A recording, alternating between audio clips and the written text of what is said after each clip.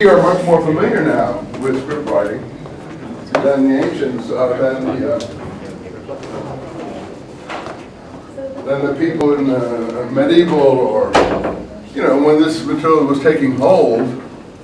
And I told you a long time ago that probably several times in this class that Plato understood the role of poets in his society, which is why I consider what we're dealing with, this is literature in my mind, and it is not history. And it is, that's what we're looking for, the history in it, if we can find it. And you're the only ones who can judge if we find it or not. I have my opinion, and you have to determine your opinion. So we've been laying out the situation in terms of what one might or may not want to rely on. But Plato felt, as I've told you often, that the poets were pernicious. And so they did have a lot of, Plato obviously didn't have a very poetic soul, although he was a religious person who talked about the theory of ideas and forms and was very interested in spiritual things. And Neoplatonism is a direct result of his attempt to be religious. I think his famous religious dialogue would be in the Phaedo and the Timaeus. I think those are some of the dialogues where you'll find a lot of Platonic religion. So, God, look at the turnout today. It must be some event going on. Anyway, so he felt their work was pernicious, so he knew them. Then the reason he felt is that they created the myths by which the ordinary people lived. And I think that's really extremely telling vis-a-vis the literature we're dealing with here. I was listening the other day to a Darwinian who's written some books slamming religion. I think he called it Religion as Delusion or something like that. And he was going on, and he was at, I think I'd mentioned him to you last time, made a big impression on me because I just liked him intensely. He was a kind of supercilious Oxfordian English person who people bow down before because they think he's so bright and intelligent. He could turn, beautiful phrases and put down simple-minded people in the, most elegant way. And he was arguing for atheism, and he was heaping abuse on the Old Testament as a violent, brutal book and things like this. But everything he missed was that this was literature. This was literature meant to inspire, and he misses the whole beauty of the prophets, missed everything. I would have loved to have been able to, how to go at this guy.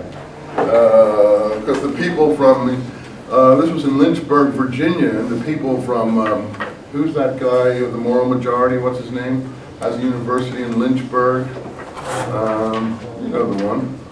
What?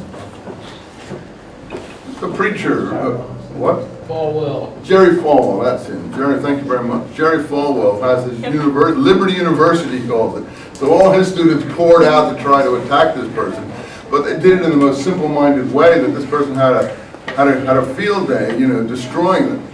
And the point that he was missing, I think, is that people need religion. I wouldn't say it's the opiate of the people as Karl Marx tried to make it out to be, in a famous expression. It's only, I think, only religions that deceive people are opiates. Religions that inspire and lift people up, I don't think can be considered to be opiates in that way.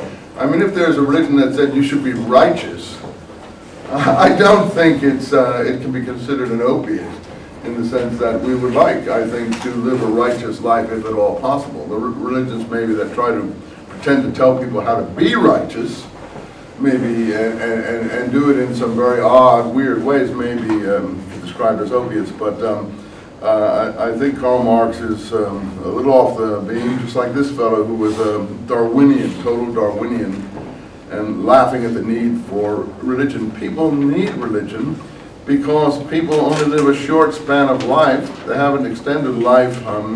I read an article the other day that turtles don't age, and when they die, they usually die by some accident or misadventure or something else, humans killing them or whatever. They've mastered the art of not aging, but they've slowed their metabolism way down too. There's been a series of articles in the New York Times Science section a couple of days ago on tortoises and turtles in that regard. Quite a surprising conclusion, I felt. By the way, if you notice today in the newspaper, I'm off the subject a bit, but there are some things that running around in the brain here that may be useful to have communicated. They have suddenly discovered, amazing, that circumcision cuts the AIDS rate in half in African countries. It's not a total cure, but it is a great pushback barrier, shall we say. And again, I'm sure that's why these ancient peoples were circumcising. I don't think that it became a religious thing in time, but I'm sure they had folk experience of these deadly diseases that were encountered in sexual activity, and they found this little procedure helpful in pushing back on it. Not that it was a cure, it was just a deterrent to some extent. And I'm not advocating it or building it up, just explaining how I think it came to be, yes. And they had a lot of interesting ideas. Their rituals pointing to a lot of really useful things. Don't eat pork because it takes food from the people. Oh, yeah. And all of these rituals are born out. Oh yes, but don't forget, you should not wash your hands before eating because your ancestors didn't. So I'm kidding around. No, we all recognize that most of the purity laws are based on real concerns, but expressed in the ancient manner of taboos. So people say, oh, circumcision, you know, that's just a big joke. Yeah, it's not necessary, obviously, or unnecessary, but it was obviously, I think, at some point. I don't think there was a treatise written saying that this is the case. It was obviously became clear to people living through generations, and the people aren't as stupid as you think they are, that this had a, what do you call it, a deterrent effect. And it's 50% apparently in African countries.